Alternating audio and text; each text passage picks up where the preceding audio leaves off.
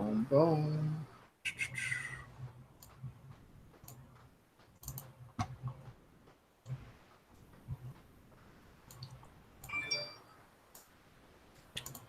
Oh, just notified me. Give us a countdown.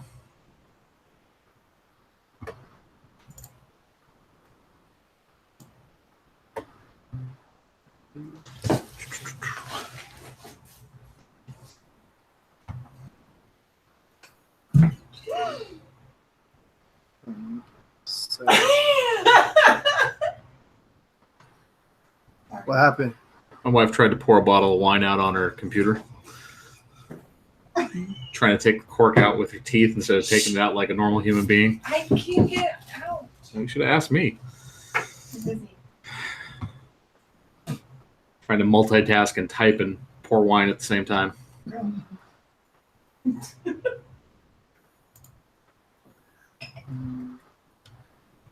All right, so we're live.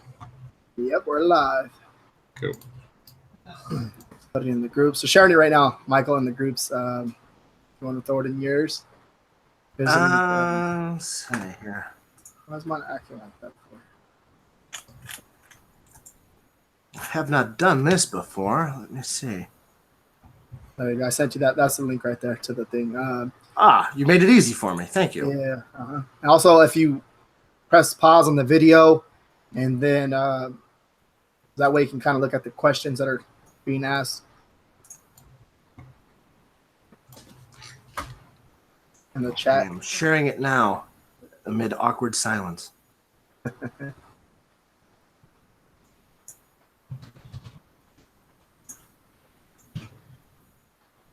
So how are you guys tonight? I'll break the silence. I'll just start talking. Yeah, That's good. RJ is down his voice right now. He partied a little too much this weekend, so Yeah. Oh, well, you can't just say you party. We need details now. Yeah. Now I was losing my voice already when I got there to the meetup in Glendale. I was stuck in traffic for like about 30, 40 minutes.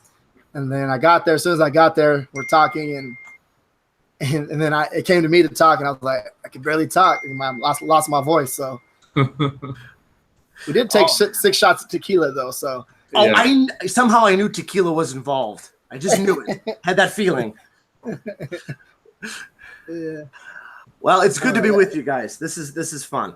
I'm glad. I appreciate you having me. Yeah, no, absolutely. This is something we wanted to have for a long time. So it sure seems like people are really excited too. We got a lot of comments about people excited about this. So this should be a good time. Yeah, good deal. Sure. Let me see. All right. Boom, boom. All right, give it a few minutes. Let people kind of join in. I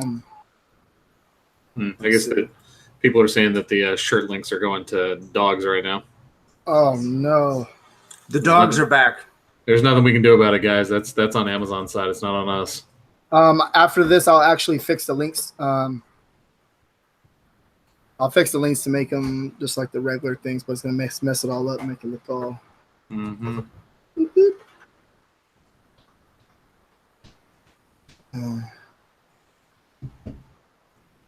Okay. All right. Let's get it started. Everything's looking good. Everyone's hopping on. Everybody, thank you for joining. If you guys can go ahead and hit the thumbs up button and share the video, greatly appreciate that. Okay, so we're gonna start it off. We have Michael Essany on the show, and thank you for coming on. Appreciate that. Absolutely, good to be here. So what we're gonna do is we always start off with our last 7 days. If you don't feel comfortable telling your last 7 days, that's okay too as well. So my last 7 days, I have 183 shirts sold at $795 in royalties. My last 7 days are 109 shirts sold for $396.31. It's been slow. As of this morning, I had just topped about 300 shirts for the week, which is actually I'm climbing back up. January and February were pretty rough. March, things started to get better for me, and hopefully April will be on pace for. April has always been one of my better months. Actually, I think in 2016 and 2017, April was It wasn't as good as November. It wasn't as good as the holidays, but Right. April and July have always been two standout months for me. So I'm happy to see that with all the things going on, I still have kind of a fighting chance to make up for some lost gains. Right. Yeah, for sure. Also, too, you show off your shirt, Matt. You want to go ahead and I forgot. Okay, so this is something that we're starting. You see it?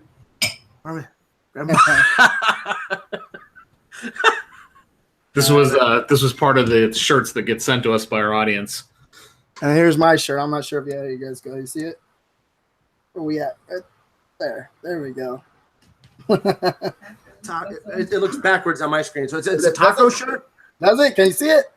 Yeah, it looks taco, and then it looks like a sloth. Yeah. Taco sloth. Okay. It looks good. Okay. All right. So that's something that we started. The links are not working down below in the description. I'll go back and fix that after this video. As soon as this video is over, I'll go ahead and fix that. It's something that we wanted to do to kind of help people out, kind of get their shirts out there and get the lower tiers out of the lower tiers and help them tier up and stuff like that. So it seems like it's been working. Yeah. Okay. All right. So, Michael, you want to kind of get into it and kind of tell us a little bit about yourself and when did you start Merch by Amazon? Like, when did you see the opportunity? Well, my journey into merch was completely accidental. I have no background at all in e-commerce, certainly not graphic design. My background is I'm a writer. I've worked behind the scenes and in front of the camera some in television. I worked in the financial industry for a while, and I was working for a company out in on the West Coast, Los Angeles, and I was working on a big writing project for them. It was a white paper on technology, the emergence of the new tech giants of the modern era, and Amazon was one of the companies that we were assigned to write about. And literally, I was just going through the latest press releases to see what new pots Amazon was putting its gigantic hand into, and that was right around the time when they officially announced this Merch by Amazon platform. And to delve into it a little bit more, I signed up for an account, and this was days after Merch by Amazon launched in the fall of 2015. At that time, when you signed up, you instantly had an account. There was no waiting period. There were no tiers. There were no daily upload limits. You could have signed up day one and uploaded 10,000 shirts, and they would have all been there that night. So I signed up for merch and tinkered with it a little bit. Ended up putting up a shirt or two. I wrote about it in the white paper that I was producing at the time. And I went on to notice it was a couple weeks later, that a few of the shirts that I had just come up with off the top of my head, one of them had sold. And I was like, you gotta be kidding me. I don't do this. I don't sell t-shirts. I don't make t-shirts, but it really captured my fascination. And then once my creativity started going and I started to get competitive about it, then my merch journey had formally begun. But it was all happenstance. Now, did you do your own designs on those t-shirts? Like, how'd you do them? Those early ones were done in Photoshop Elements, the same thing I use now. They were text-based. My first, I don't even remember what my first couple of the Halloween. I did a couple of Halloween messages early on, and it's because it was October. So yeah, that was the first thing that sold, and then I started to learn a little bit more about creating t-shirts, and I ended up doing some political shirts because we were going into 2016, that was huge then, right, as it is now still. And I just kept going, and it became kind of an obsession. It became the ultimate side hustle for me. Right. Now, this is definitely a side hustle for you, because I know that you're still involved in, television, correct? Yeah, I do a lot of stuff behind the scenes, a lot of script writing, producing. I my own projects from time to time, kind of a smattering all over the place. Mostly writing, I would say, is kind of what I do, either in the entertainment industry or somewhat still in the financial world. I still have ties there. So sometimes I'm brought in to help complete a book or project, or to take a complex piece of writing, a market analysis, and kind of slim that down and put it out there for mass consumption. So things like that. That's primarily what I do. I got you. So the question I'm going to ask is, I'm sure it's what everybody's wondering. How on earth do you have time to put out the stuff that you put out on a weekly basis? Like, because that's your side hustle. Like, I'll tell you right now, man, like, and I can write a little bit, but I can't write anything like you can. Like, there's no way. Well, thank you for saying that, but I love to write, and things just kind of spill out of me. So I tend to write pretty fast. I'm able to write better than I can speak or communicate in other forms. So I think that's just a reflection of what I'm kind of trained to do. With my background, you have to write fast. Right. I mean, I spent several years working with a company at the Board of Trade, and just spent some time at the Board of Trade in Chicago. When news comes out, when things happen, you better digest it fast, you better act on it, you better figure out how to relay that to people. So that kind of, I guess that's benefited my my merch entrepreneurial efforts. Right.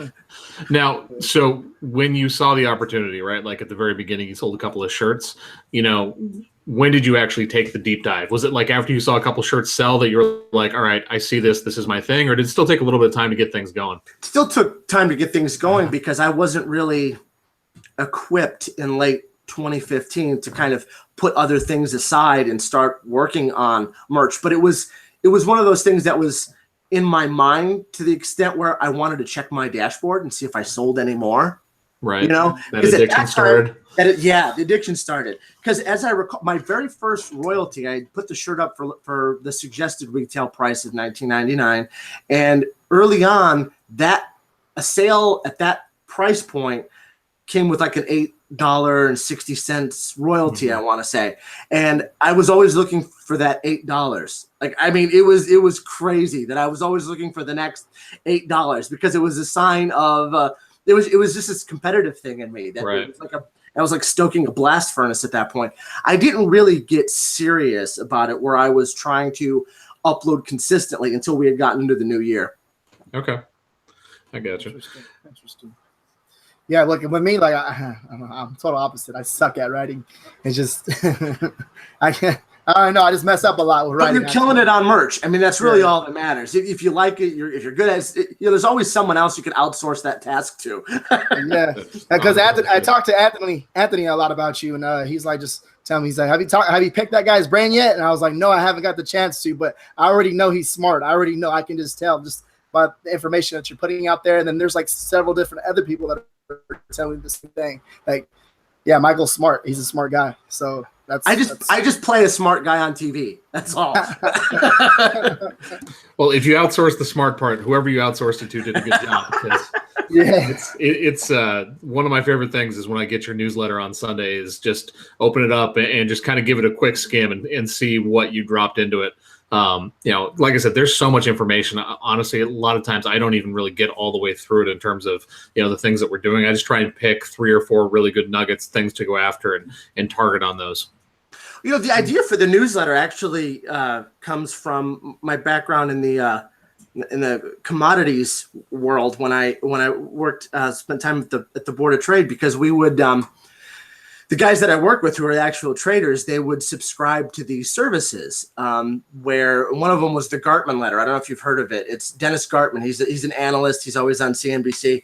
He's a kind of a big deal. He has this newsletter that he comes out with every day, and it kind of primes and preps traders for what he's seeing. And it's like giving them some leads, some information. And I thought, what would I love to wake up to? Not every day, but at least once a week in my merch business. And that's kind of someone who is not an expert, but is plugged into what's happening and has a feel for it and has access to data, some kind of leads to get me going. So, most people who do merch are not doing this full time. So they don't have the time to do the research, the prep work, and then also the design. So I thought something like this might be able to help people. So that's kind of where that was the genesis of the idea for the newsletter. Right. So when you're getting ideas for the newsletter, now are you just taking things that are popping across your screen? Like, I know you do a lot of data work, right? So just to give people an idea of like how much work actually goes into this on a weekly basis, because you run like surveys, you do all kinds of things to get some of this information. And I have help. I have a friend actually who worked with me at the company that I did the original white paper for about Amazon. When she was starting a family and she wanted to work from home.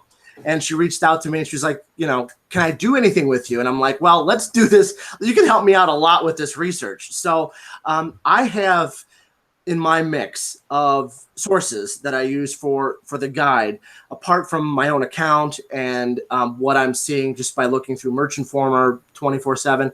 I have blogs, I have sites, I have resources that I go to online. For example, certain go-to sites where if I want to make something in the health or lifestyle niche, there are certain people who run very small blogs, and I would say that they target the micro niches for the next health food craze or something like that. I take all of these things into consideration. We have various subscription services, things that you might have heard of, for keyword leads and things like that. Look at that. And we kind of cross-analyze things to see where they're there's a lot of keyword leads out there, but then when you plug them into Amazon, they're so congested and competitive, it does a disservice to everyone to just kind of repetitiously put that out there. Right. So I look for things that aren't necessarily on the map today, but appear to be headed to being on the map tomorrow. Okay. So to get into the nuts and bolts a little bit, Michael, because I think one of the things that I've noticed for sure from our audience, a lot of the common questions we get in terms of how the way that we do things, I think it might be a good example for people when we're talking about like how you do your listings and stuff. How do you set them up? Like, so do you do a particular brand? Do you have, branded niches? Do you just have a separate keyword rich brand name all the time? When most of my designs are scaled. Right. So when I come up with something, I'm thinking in terms of how can I really invest in a quality design and put a lot of research into it, because I have no problem spending $30, $40, $50, $100 or more on a single design when I'm not making them myself. If I need something a little more elaborate, and to do something that'll help me scale at first horizontally, kind of reach across some niches within a particular design framework, and then based on what hits, then scale vertically. So when I find something that works, I just try to own it. I go after it. So for me, if I'm putting on a scaled set, everything in that niche, in that set, let's say 15 to 25 designs, it will share a brand name. And every listing, T-shirt, standard and premium, long sleeves, hoodies, and sweatshirts, they will typically carry the same brand name. So there might be 100 shirts under that brand, but each form of apparel has its own keyword strategy. So a lot of people don't do it this way. A lot of people will find maybe 3 or 4 or 5 keywords or long tail keyword phrases, and they try to work them all into one listing. And then they take that T-shirt, they put it on a hoodie, and they change nothing else except for change T-shirt to hoodie in the listing. I prefer to focus on one keyword for each listing. So I've got 5 different avenues to reach customers with something that I feel is well researched and capable of selling pretty quickly.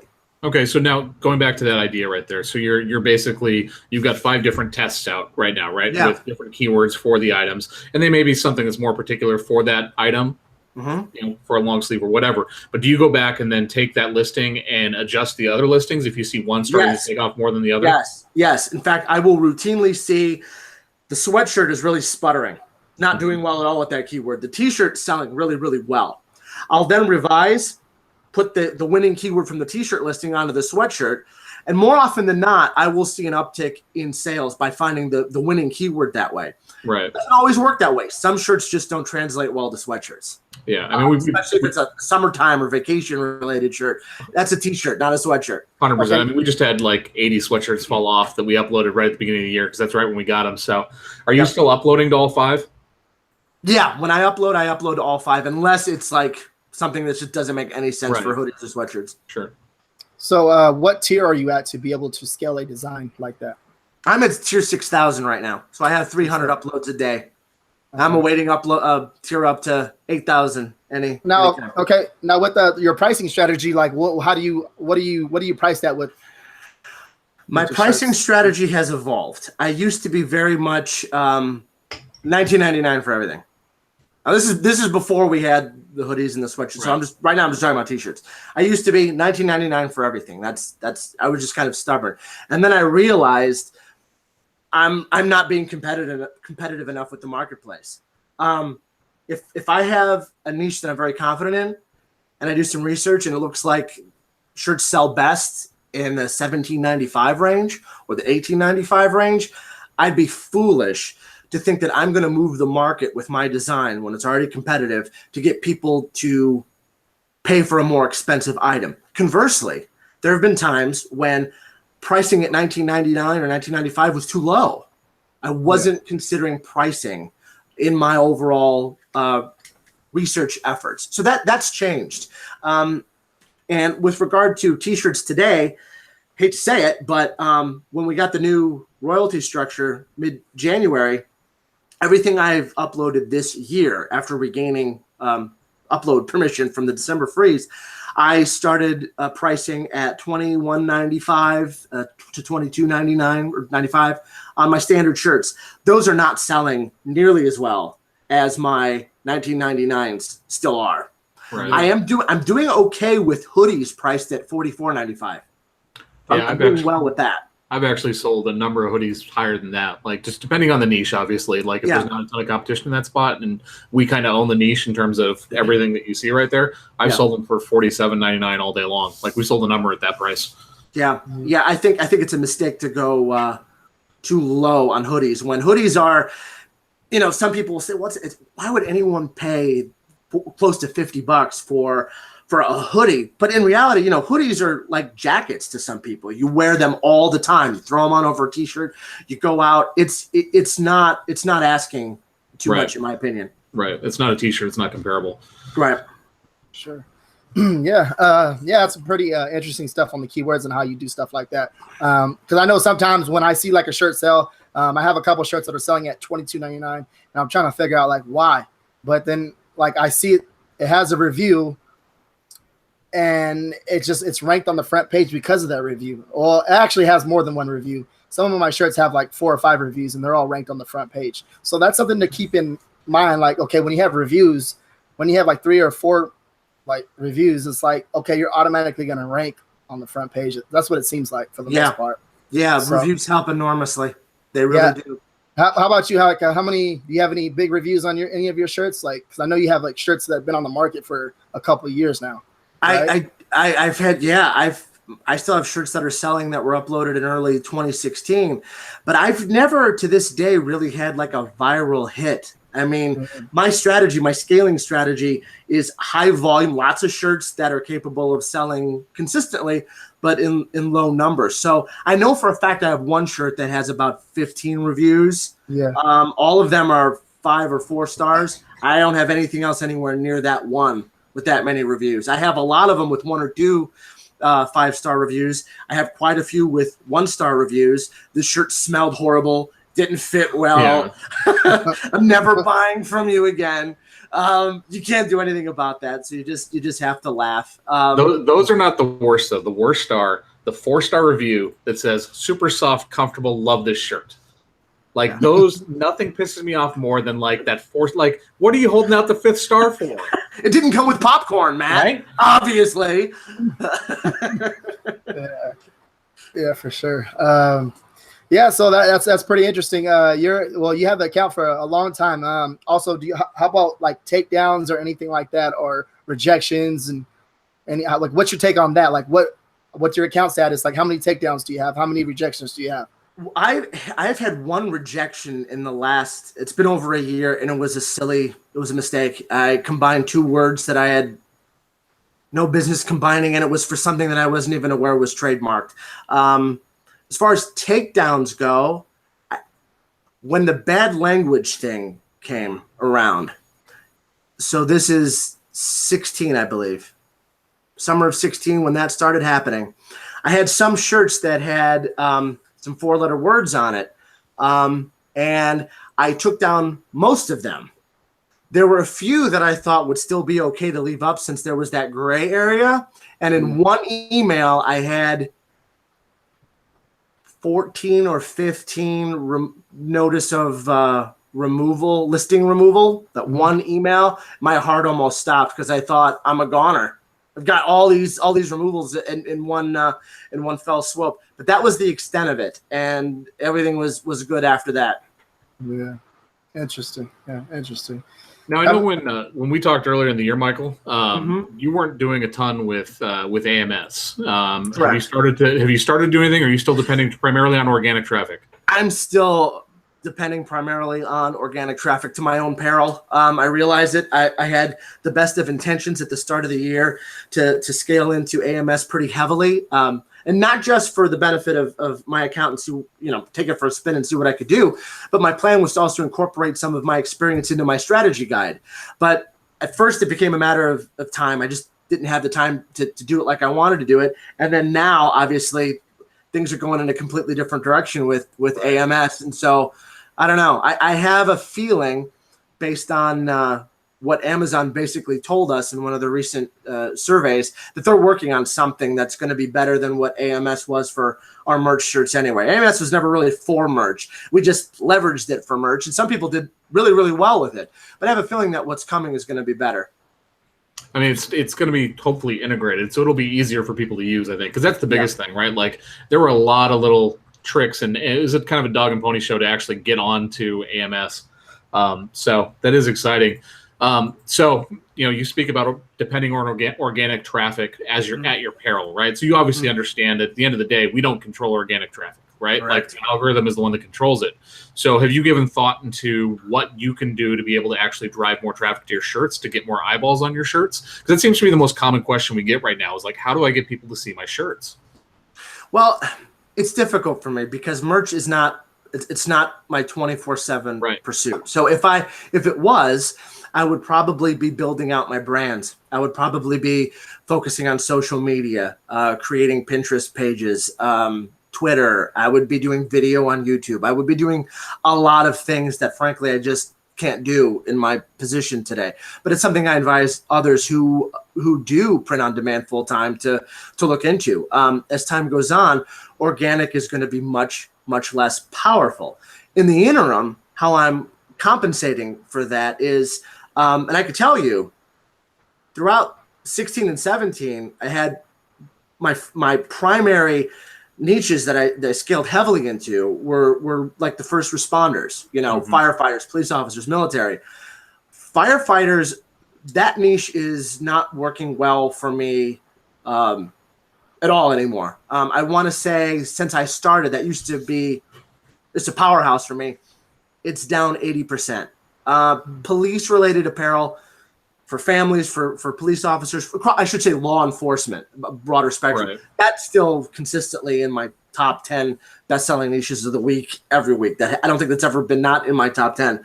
But with that changing, I'm not doing as well in those ultra-competitive niches. So I'm focusing more on micro niches. And now this year, there was a point in 17 where conservatively, I would say about 75% of everything I uploaded new sold. This year, probably not even 30%. Right.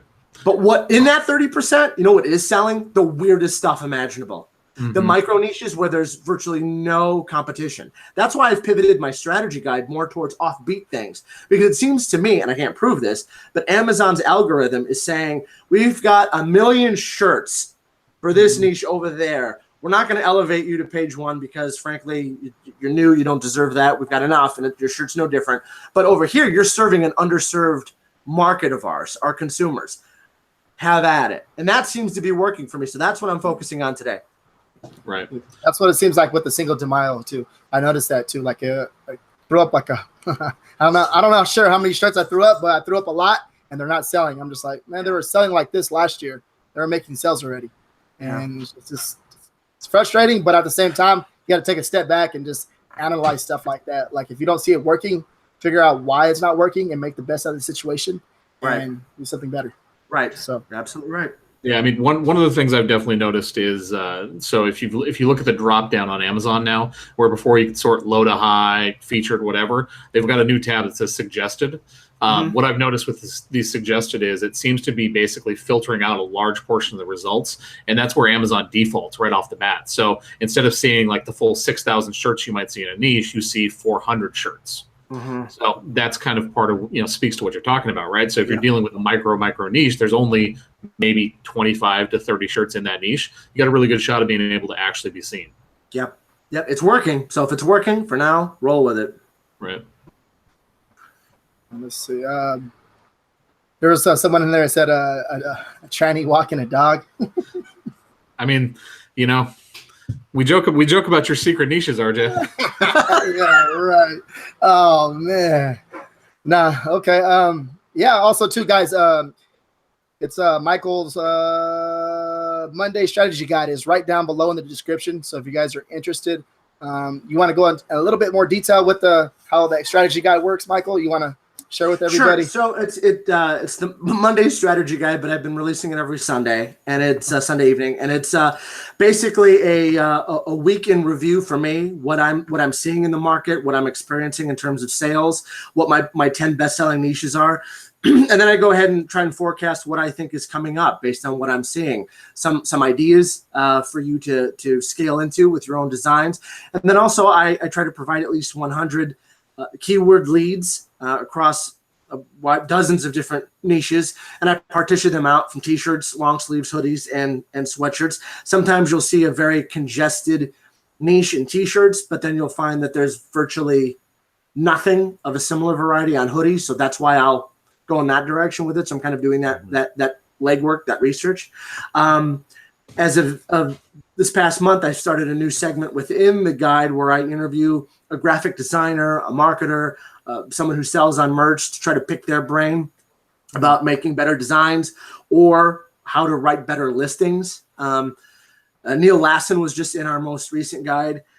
I said these things were going to be like maybe 20 pages, but they've been substantially longer. So I apologize for those who say that I'm sending them a novel every week. But then I also have something in there called it's for the broader print on demand audience of our readers, because I think 2 years in a row now we've had this December freeze, and that has really set back a lot of merchers who are counting on a solid December and working toward that, and kind of, to their own peril, they were kind of laxing it a little bit earlier in the year, thinking that Q4 was going to save them, and then Amazon didn't play ball. So I think instead of when we roll around into November, you're like, well, maybe I'll open a Redbubble account or start an Etsy store or put something up on Teespring.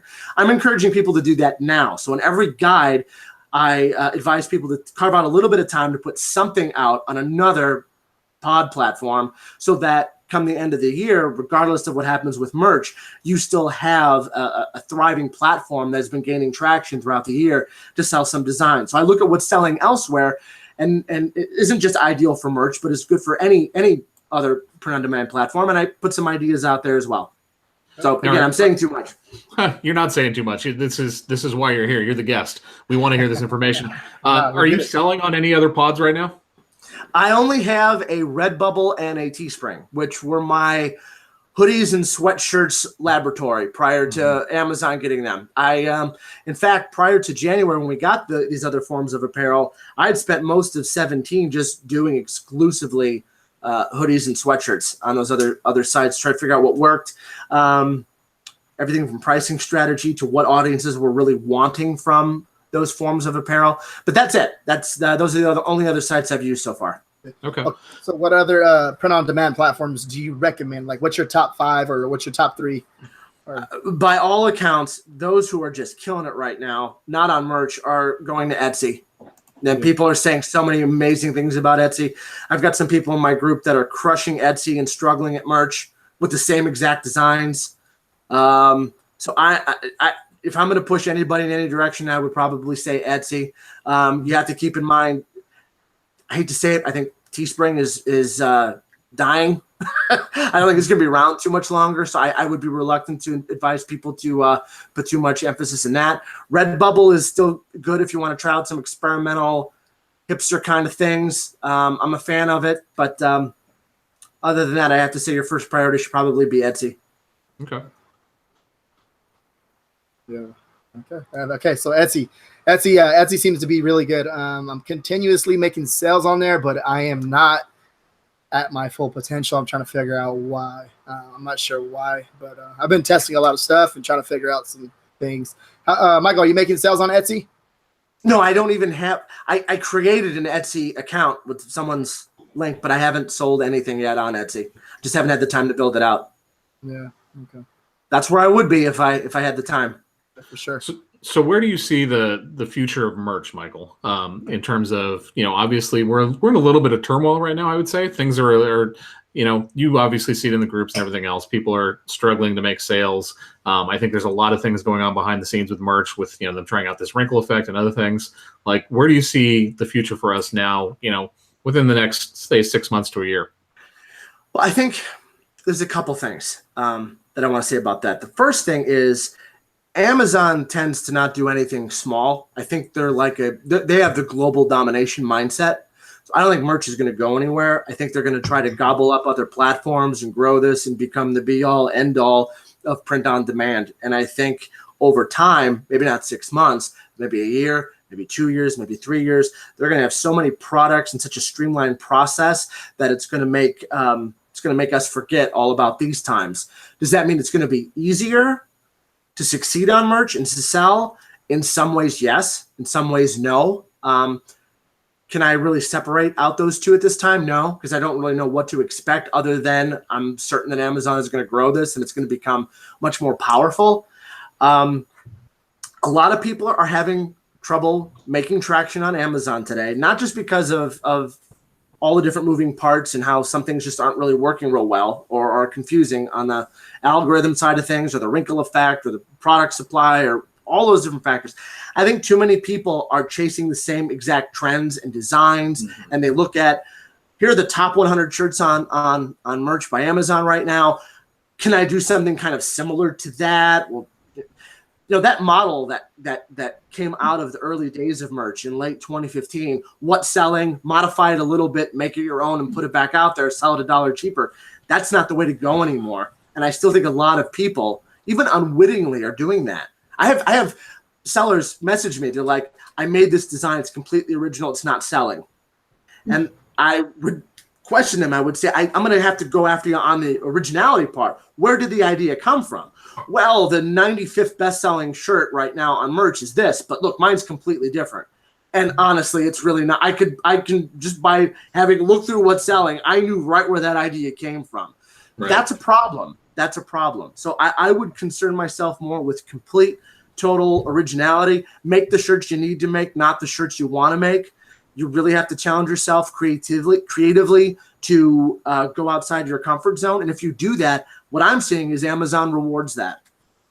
Yeah. So I saw this question earlier, and I think it's a good one to kind of break down, because there are a decent number of people that have just kind of got on the platform within the last 3 months.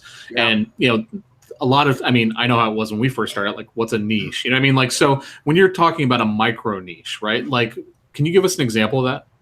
Yeah. One of them straight out of my guide from not too long ago was coffee creamers. There's a million t-shirts out there about coffee, and we don't need any more I love coffee shirts. What's one of the hottest, fastest growing consumer products on the market today? Coffee creamers. People are spending almost as much money on creamers as they are coffee because they can't have one without the other. They're obsessed with it. Some people are razzed at work for how much French vanilla they put in their cup of coffee every morning when they get there. Make funny shirts about people who just have to have hazelnut creamer every morning. That is a micro niche, but within the broader spectrum of a niche that we know is going to drive sales, coffee. Right. So that would be an example. Okay, perfect. So go ahead, RJ. Yeah, no, that's interesting. Because I noticed that too about 3 or 4 months ago. Because as far as designing and trying to make a design better, I'm from the very beginning. Like when I showed everybody from the very beginning, that's how I this like blew up so fast because I showed everybody from the very beginning like how I was doing it, and that's how I made a name. Like everybody started following me and learning from me. I showed everybody how I did it. I made the design better, and it made sales. But now it's a total different ball game. Now you can tell Amazon's like catching on to that. They don't want you to. It seems like they want you to throw 5,000 designs at the wall and hopefully 2 stick, and that's what it is now. But now you have to be different. You have to be more creative. That's what Amazon wants to see. That's what it seems like. And you know, tier ups are happening a lot. People, we went from praying and hoping for tier ups for the second half of last year to hey, it's Monday. People are at tier 400 million now. And I think part of the reason, and this is speculation, this isn't something I know for a fact, but from people who communicate with me, a lot of people are now sitting on dormant accounts. They worked really hard last year. They've grown frustrated. They have more slots than they know what to do with, and they're just not doing anything with them. They spend more time in the groups complaining or reading or talking with other people than actually making new designs. And I think coupled with the fact that shirts aren't selling like they were before, because we're all making the same types of shirts and not really challenging ourselves to do much more beyond that, I think Amazon is saying, we've invested in this in a broader capacity. We could make more shirts faster. We could bring more people on. Have at it. So they're giving more people that opportunity. If you're counting on this lasting, my suspicion is it will not. So I think if you have the slots to fill now and you're at a low tier and you want to tier up, don't assume you can come back to this in 6 months and then push ahead. I don't think this generosity of daily upload limits and tier ups that are happening will go on as the Amazon platform matures and people start making more money and people come back to it. I just think we're in a low part of the cycle right now, cyclical industry, and it will come back. And when it does, be ready.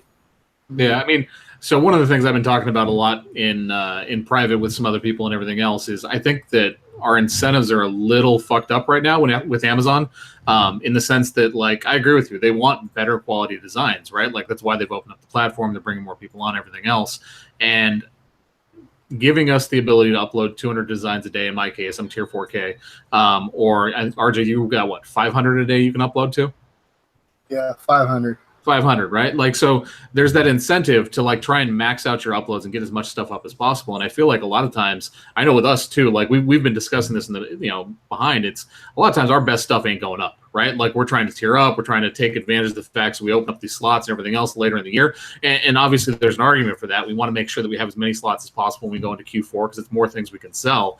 But at the same time too, I noticed that the numbers that we sell, like we're very similar to you, like a large percentage of our designs sold as we climbed our way up through the ladders. And now it's completely and totally different because we're doing so many things that probably aren't the best possible design, right? Like change a color here, change a font here, etc. I feel like that's part of the issue that we see with so much shit on Amazon, quite frankly, is that our incentives right now are trying to upload as much stuff as possible. It's not necessarily the best stuff. Yeah. Yep, I think you're absolutely right. I mean, I don't know how this is going to get worked out, but I do think eventually we're going to be much more constrained with what we can put on there. I don't know if that's necessarily going to be a manual review for every single shirt that goes up. I hope that never happens, but I certainly think that we're these days of having so much latitude and how many products we can put up at one time. For those who aren't already veteran established sellers with a track record like you guys will be okay. But I think for others right now who maybe haven't sold more than a few hundred shirts and they're not pushing as hard as they can to get to tier 1,000 before we reach Q4, they're making a catastrophic mistake because there's no guarantee they're going to get there later. Right. And I mean, what I'm talking about is a completely different. I totally agree with you. Like if you're in the lower tiers, take advantage of it as much as you can to tier up and get to the point where you can actually do some damage. It's when I've got 200 uploads a day, it's like, I haven't even come close to the closest I think I've done is like 160 in a day, right? Myself just uploading or whatever. Like I don't even bother trying to get to 200. And I'll be honest, once we hit 6K, I think that we're actually going to dial back a little bit and work more on doing better original designs versus trying to put out quite so much stuff. Yeah, that's another thing too that I noticed with merch. Like my main focus at first was, well, with anybody too as well, you want to make like a certain amount at first. You know what I mean? You want to get up to the higher tiers and make a certain amount, like You know what I mean? You want to be making over 4K a month or 5K a month on like just on average. Yeah. You know, but once you get to that level, now it's time to like rethink the game, and you want to have like more like artistic designs out there. You want to have like the top quality design in that niche. So like it's another ball game now. It's a whole nother ball game. So just something to think about. What you're speaking to might ultimately be the solution for this problem, because you're going to have a lot of people who are doing everything they can to just hit that daily upload number. Yeah. And then when they discover that quantity isn't moving the needle and getting them where they want to be, but quality is, then all of a sudden, you know, maybe they're just going to do 10 really awesome original designs a day as opposed to 100, and that'll benefit everybody. Yeah, for sure. And that's another thing too, like you all of a sudden you spend like $50 on a design and doesn't make a sale. You're like, oh man. I know.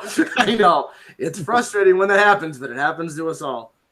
Yeah, for sure. You guys, you want to get to the Q&A, get some questions for Michael? Yeah, that'd be a good idea. Yeah, everyone, please give the video a thumbs up and go ahead and share this video, please. Appreciate it.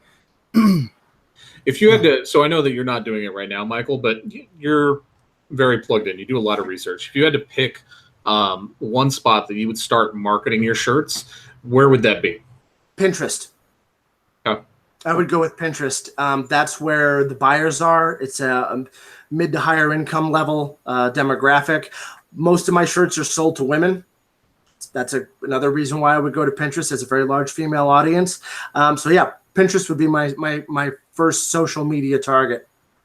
The CPC just went up.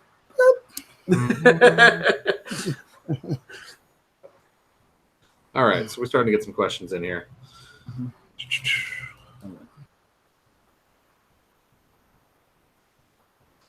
Okay, so here's a question about T-shirt, sweatshirt keywords. Like, can you give an example of what the difference would be between like a T-shirt versus a sweatshirt in the way that you're doing the keywords?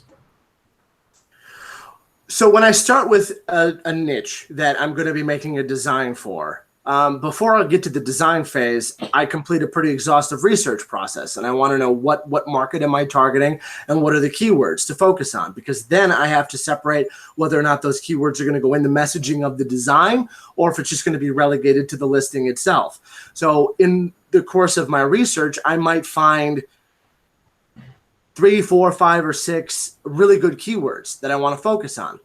And instead of putting them on one listing, like I said earlier, I'm going to dedicate one of those words to each form of apparel. Now, in deciding which one goes to the sweatshirt, which one goes to the hoodie, which one goes to the T-shirt, again, that's going to go to another form of research. So in looking on Amazon for the keyword in question, which one is pulling up more T-shirts? Which one is pulling up the least amount of sweatshirts or hoodies? And then I'll kind of delegate that word to the product that I think. And again, much of this is just feel. What do you think it's going to work with? And I'll give one keyword in particular to the hoodie, and one to the long sleeve and premium and standard, so on and so forth. That's kind of how I do it. Right. So it's something we didn't get into, but I know that you've talked about it before. You're a big advocate of less is more when it comes to your listings, right? Like your listings are very brief. They're very direct. You try and focus essentially basically on one keyword, right? That's essentially the way that you're doing it. You want it to be, you know, this keyword is what I want to sell this shirt with, and this is you know what your bullets and your title and everything else are going to be focused on. Right. My listings don't necessarily say what the shirt says. My listings describe the shirt and who the shirt is for. Right. It wouldn't say I'm proud to be a nurse. It would be proud nurse apparel for the veteran retiring nurse, or something to that effect. Speaks to the nature of the design. And since a lot of shirts are purchased for the sake of giving as gifts, you want to make sure that the gift giver and not just the wearer is considered in the composition of your listing. Perfect. Nice. That's really nice. That's a good answer right there. We play that on the podcast. Mm-hmm. Okay. So are you selling more? Let's say, are you selling more of text-based designs, or I'm pretty sure she's trying to say like an illustration, like a artistic graphic design? I'm still illustrated is still leading the day, but I do sell a surprisingly large number of text-based. I would probably say in the last 30 days, 30% or better of my designs have been text-based.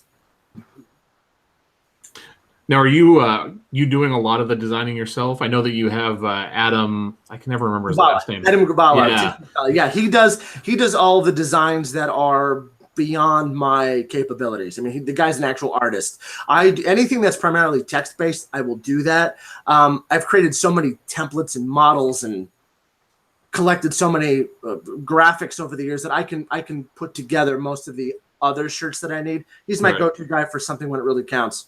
Gotcha. Okay. It says, please explain the vertical and horizontal scaling. Sure. So, some of these questions, if you don't feel comfortable answering, you don't have to. No, Okay. happy to answer whatever's there. So I usually start scaling horizontally. Now, what that means is just the example I'm going to give you is far too simplistic for me to say run with this in mass, because this might lead to really poor scaling, but just it's easy to explain it this way. So let's say you take a phrase that says, I'm proud to be a blank. And in that blank, you put every profession under the sun: teacher, carpenter, plumber, whatever, okay? You're scaling horizontally because every single one of those variations reaches a different niche. A teacher niche is not a plumber niche, needless to say. You put those out there. You see what starts to sell. Let's say you're selling dog groomer, but not teacher. Well, you're not selling teacher probably in part because it's so saturated. So let's put teacher aside. We have dog groomer. That worked. You sold. So now let's scale vertically. Let's make 10 more shirts about dog groomers because there's buyers. It's tangible. But let's make 10 more shirts that are different than any other dog groomer shirt that might be out there. Maybe there's no dog groomer shirts related to my husband is the coolest dog groomer in the world, that kind of thing. Okay. But you have to do something very creative and off the charts. But that's what I mean by scaling vertically. So go horizontal at first, see what niches are popping, and then go heavily into what worked for you and try to own that niche. Right. And I think that's something that a lot of people miss, quite honestly, when they hear your strategy, right? They think, well, scale, right? And they want to go horizontal. They want to go wide. And what you said right there, I think, is really, really key. And I think it's missed a lot in the merch community, just judging by some of the comments for some of the stuff that Ken's talked about recently and otherwise. Like, when you find something that's hitting for you, when you find that niche that's going off really, really well for you, like, double down on it. Put in as many designs as you can in that spot until they stop selling. Like, it's your opportunity to make a land grab and basically, box everything off for yourself. Yeah. Scaling isn't just a strategy to fill slots. It's also a research tool. It's like a real-time live market research tool because you're seeing hands-on what's selling, what's not, and then very quickly you can double, triple, quadruple down on it, make more with what's working. Right. Yeah. For sure. Also, too, with what Kim was saying too is something that you're passionate about because you know what sells because you probably something like, say, if you're playing baseball or softball or something like that, was just like something that you had to buy at one point in time in your life. You know what I mean? You had to buy it, so it made it sell. So if you kind of take that into your business too, as well, you can kind of get an idea of what's selling and what's not selling in a way. Right. Makes sense. Absolutely, it does. Right. So, just as a ballpark, how many designs do you make when you're putting together a scaled set? Do you have a rule of thumb? Between 15 and 25. Sometimes if it's astrology related, then I'm limited to 12 Right. for the signs of the zodiac. But no, generally 15 to 25. Okay. I never allocate too many slots to any one concept. It feels reckless. I mean, you used to be involved in trading, so I'm sure that it's kind of drilled into your head just in terms of like portfolio theory and all that. It becomes kind of intrinsic at a certain point. Absolutely. That's why I also make a lot of T-shirts for corn farmers. Gotta make sure you cover those orange juice futures. Yeah, pork bellies. Turn those machines back on. Right. One of my favorite movies. All right. Anas wants to know, what would be the second to go after for marketing after Pinterest? Probably Instagram. I mean, it's anything that's visual. And now Instagram is getting better in terms of engagement of getting people to swipe up and go to a URL somewhere. You can very easily direct somebody right to the link to buy your shirt. Probably Instagram. I would agree with that.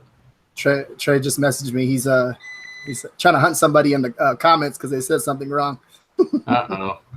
Look out. You don't want to mess with Trey. Yeah. He's going to put on his camouflage mask and hunt you down. Human wants to know, do you have a favorite keyword research tool that you use? Merch Informer. Okay. And I think most people don't use Merch Informer to the full extent of its potential. They don't come close. I talk to people who have it, and they're like, I'm not really getting much out of it. Should I keep Merch Informer? I said, well, tell me how you're using it. And they're like, well, I'll put in a keyword, and then it'll show me the results. I'm like, that's 5% of what Merch Informer can do. But I mean, yeah, if you're not familiar with how much Merch Informer can do for you, I always tell people, go to Neil's blog. Just read what he's written about it. Look at his videos. He'll walk you through it. There's a lot there, but that's the tool I recommend. Yeah, and also too, Neil, he's a pretty smart guy. He has a lot of information. Yes, Neil's a data guy. He's a data guy. Lives and breathes data. Yeah, for sure. Let's see. Okay, why does you don't have to answer this one? But, why does April do good for you? The month of April, why does it do good? April do? I think it's because it's the starting point of niches that historically I've done well with. For example, I've done some really clever things for Mother's Day in the month of May, and those start to sell really well for me in April. I do a lot of spring hobbies, outdoor stuff. April is really good for hunting related shirts. So I just think it's a combination of buyers returning to market after tax day, after Q1, and niches that I've just done well with. I think that's probably why April's been good to me. Yeah, okay. Thank you for answering that. Okay, who's Neil? He's actually, I have a link down below if you want to click on it. You can go to his blog and check out all his information. He has a lot of good free content on his blog too, so you can. It's like there's so much stuff on there that you guys can benefit from. I learned a lot from Neil when I first started, and just helped me scale up as fast as possible by doing what he does. So yep. Absolutely. So I've seen this question a couple times, and this may be hard to give an example specifically right now because obviously it's just off the top of your head. When it comes to title optimization, how are you writing your titles? Are you using all of the characters in the title? Are you trying to fit as much stuff in there as possible? Do you have certain keywords that you tend to use more often than others, or are they very specific to your niches? It's very specific to my niches. I very rarely use the full allotment of characters. Again, I try to describe the shirt or who it's for, and I try to put a little bit, let's say just focus on T-shirts in this example, not hoodies or sweatshirts or something else, but for T-shirts, I try to find a way to not just rely on T-shirt in the title. You'll often find that sometimes novelty apparel or gift shirt or some other twist on T-shirt can set you apart from other listings in a highly competitive genre of apparel. So there really isn't one set approach to my titles, except that I almost always use it to describe what the shirt is. And if there's enough space without making it too cumbersome or repeating my focus keyword, that focus keyword goes in one time only in the title. If I can describe who it's for, then I'll also do that. But 9 times out of 10, I'm just describing the nature of the shirt. Okay. Now, do you have a default in terms of what you're using as a term for the shirt? So no. The T-shirt, whatever? No. Okay. No, I'm not working from any kind of listing template whatsoever. Right. Okay, interesting. So, like, with the main keyword, how are you finding it? Like, I'm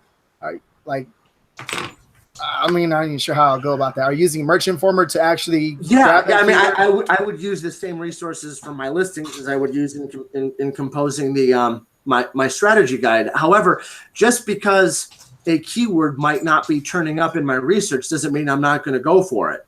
Because what I've discovered is it's very easy. Let me step that back. I hate saying things are very easy. It's not very easy. It is achievable. It is achievable to tap into market demand when you're not certain that there is market demand. And let me elaborate on that for a minute. If there is a micro niche that you have discovered that has a Facebook group with thousands of people in it, and you know that there are books that people are buying about this subject, this niche, whatever, then you know there's money flowing into that somewhere. If on Amazon there are no shirts about this micro niche, just because you can't find it or Merch Informer might not be returning a lead on that keyword, that does not mean you shouldn't make a shirt for that micro niche. That means you should rush into that as quickly as possible, because you're going to be the first man or woman to meet the demand that you can't presently perceive to be there. Yeah, okay. Interesting. So that means that we should go to Barnes and Noble and start doing niche Pay research. attention to that New York Times bestseller list, guys. Yeah. How Michael does his research. I saw this with minimalism, the emergence of minimalism. For a while, there was there was a popular Netflix documentary on it. There's books about it, but there weren't many shirts. Now there's shirts like crazy, and some of the earliest ones that came out in the last year or two, at one time they had just an astronomical BSR that was selling consistently, and someone got into that first before anyone else. Which is why I'm always looking at health and lifestyle blogs. I've got some little secret things that I found that I read all the time that I'm not going to tell anyone ever. So okay, and then also too with the bullet points in the description, how are you doing that? Are you going with that main keyword again? So, yeah, again, one keyword is what I focus on. I don't use it repeatedly. It generally goes in the brand, in the title, and once, maybe twice in the bullets. My first bullet tends to be somewhat repetitious of the title, though with different spin on it. I describe who the shirt is for, or what the shirt is, what niche it speaks to. The second bullet tends to be who the ideal wearer of the shirt is, or why you should be considering it if you are a gift giver. And then I will do a combination of bullets 1 and 2 for the description. I always fill in the description at the bottom. Nice. That's what people see on their mobile devices when they look for shirts. You got to fill that in. 100%. Hey guys, we have 113 people watching right now, which I think is probably the most that we've ever had. So that's just shows you how popular Michael is and how much demand there is to No, I just have 113 computers in my office right now. Yeah, however it works, it makes me and RJ feel special. So you know what, Michael, props to you either way. But there's only 41 thumbs up. So if you guys could do me a favor, just hit that thumb up because it really does help us. And then also, if you haven't subscribed to RJ's channel yet, like we do this show every single Wednesday, and it's just like this. We try and give you guys as much help, as much knowledge as we possibly can, both from our perspective and also the perspectives from our guests. You guys do a great show here. You really do. Matt, it sounds like Matt wants another tequila shot. He wants me to come over there to Corona and give him a tequila. Yeah, no, it's awesome, man. Like, hey, that's a good thing to actually give back to the community and actually watch people succeed. That's a good feeling. People are asking me that too when we had the meetup in Glendale. They're asking me like, why do you do that? Like, don't people take advantage of you? I just, you know what I mean? If people succeed, like I see it as like, I don't know. I honestly, I can't explain how that feeling is, but it's a good feeling when you see someone else succeed and you're succeeding at the same time. So like, I know I'm going to win. Does that make sense? I know I'm going to win. And I know Matt's going to win. I know Michael's going to win. We know we're going to win regardless because we actually wake up, enjoy doing this. You know what I mean? We don't wake up like, oh, no, we're like, okay, cool. Today's going to be a good day. And we're so motivated to actually to make this a good day and get the day over with and continue on the next day. You know what I mean? Yeah, I've never understood the competitive mentality with anyone other than yourself in the merch space. I mean, I'm not saying you've got your best-selling shirt, you shouldn't go on a Facebook group, share it with everybody because it's going to get copied and kind of sabotage your own business. I don't mean to do that, but I mean, when we help everybody else succeed, we're helping the POD industry. We're helping Merch by Amazon succeed and grow, and that benefits everybody. So yeah, I mean, when you learn something, it's like you're obligated to pass that down. Yeah, there's more to life than just making money too, right? Like just having that ability to help somebody out, like it's the best feeling in the world. Hey, I'm out of here. Oh man. More to life than making money. I'm turning off all 113 screens. There go our viewers. God damn it. That's been my mouth. Oh man, that's pretty funny. That's pretty good. Everything. The show was a really good show too. A lot of good information. We also have we're on iTunes too as well. So for the podcast, actually I'll have this up tomorrow on the podcast. So because Michael dropped all kinds of good dimes Yeah, the you show, guys so- should definitely listen to this again because there's a couple nuggets in there that are worth listening to like 3 or 4 times. Yeah, so I hate the sound of my voice, and I might actually go back and listen to this a little bit. yeah, okay. You want to get one more question in, or Let's get- 2 more questions in? Yeah, let's get in like 2 more questions. All right, let's get 2 more questions in.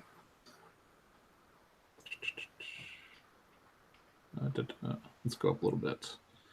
How many merch accounts do you have, Michael? 1. Sometimes people just like they ask that question like they think you're going to answer with like I have 10. Yeah. No, I've got 1. I've Yeah. got 1. Oh, there goes Jack. We're gonna have to get Jacob Topping on here next too. Pretty soon. Oh, very Jacob, good. Jacob's a good guy. everywhere right now. Like Jacob is everywhere. Is he trying to buy his way onto the show right now? Is that what you're trying to tell me? Nah, he's I've been wanting to get him on. I think we need to get him. Jacob's got some good information out there. We'll get Jacob and Anthony on at the same time. Oh Jesus, we'll never get a word in. It'll be good. It'll be good. I love Anthony and the Jersey guys. Those are good guys. Michael, do you speak Spanish? I'm gonna charge you for this question, Ruben. No, I do not. No, but I use Google Translate with the best of them, and that helps with my listings. No, I do. I was trying to get you on the Spanish show. Oh, It's okay. RJ doesn't speak Spanish either, and he still managed to show up on that show. So I'm sure you'll be fine, Michael. Jacob Topping has a question. He wants to know if he put enough money in to ask a question. So Jacob, spit it out. Let's go. Go ahead, Jacob. is he here, Jacob? Where's the Look question? out. Look out. Is it coming? That's coming. Is It's coming. There's Oh, that boy. delay. There's a delay. It's like we're talking to a shuttle, NASA shuttle. There's a delay.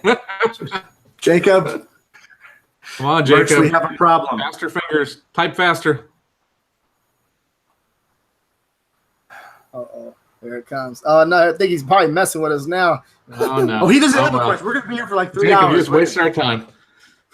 So here's an interesting one. Since Pop sockets. yeah, what would your strategy be for pop sockets? Because they're different. They're not T-shirts. They're not apparel. Honestly, I don't know. That's not something that that if I'm well researched in, I'm probably not gonna offer my 2 cents on. Yeah. I think, honestly, I think the Merchanator would be good for the pop sockets, honestly. Because you can do it like all kinds of different colors, right? One image, different colors. Yeah, Think about. I think I'm most excited about phone cases when those come to Amazon. Phone cases. Yeah. Those I've heard do astronomical numbers. Uh-oh. I believe that. Yeah, I mean, it's just something that people change out all the time. My biggest thing that I'll say about pop sockets and phone cases is they're not T-shirts. So like you have to design them differently. Like you have the ability to put a design all the way across them versus a T-shirt, which you're designing for a set canvas. Okay, so Jacob Topping wants to know about your book and I think it was your TV show, or TV show or something like that. I believe. Which book? Which show? A book and a show. Name one. I wrote War and Peace. Yeah, that was mine. It was really good. No, I think I'll go with my best-selling book. I wrote about 10 years ago. I wrote The Art and Business of Producing Reality Television. It was it's actually used as like a little mini textbook supplement at some schools and colleges. It's kind of my background, my experience in producing for television, and my time working for E-Entertainment Television. That's kind of that was my recount of those experiences. That's probably what he's referring to in terms of books. And as far as TV shows, probably the show that I did on E that led to that book was my show. I did a show. It was a talk reality show for a couple seasons when I was a freshman in college. So that was 12, 13 years ago. That was my first bigger gig. But prior to that, throughout my whole time in high school, I was doing a local television show in the Chicago market. So Jacob will drill down further. I'm sure Jacob already has all this information, so you don't have to worry about it, Michael. I don't know why. He's trying. Yeah, I saw Trey's question. Yeah, like Trey Taylor wants to know, can you get him on Survivor? Because I'll tell you right now, if you can get Trey on Survivor, all my money is on Trey. I will pay you. I don't know. I don't think I can. But you want to know an interesting fact about Survivor? Do you remember the first season? There was a lady on Survivor called. Her name was Colleen Haskell. Remember Colleen? Season 1 of Survivor, the very first year, the year that kind of put the show on the map. She went on to become a producer, and she was a producer on the second season of my series. There's a connection Interesting right there. Survivor fact. Trey's going to slide in the DMs now. He's sliding in the DMs. All right. Make sure you don't. This has been a great show. We've really gotten some amazing nuggets. I just want to thank you again for coming on, Michael. We wanted to have this happen for a long time. So this has been appreciate it. All right, Michael. Thank you. I appreciate it. And you guys, everybody, give a thumbs up and share the video. Appreciate it. Yep. Thank you, guys. Good night. Have a good night. Good night.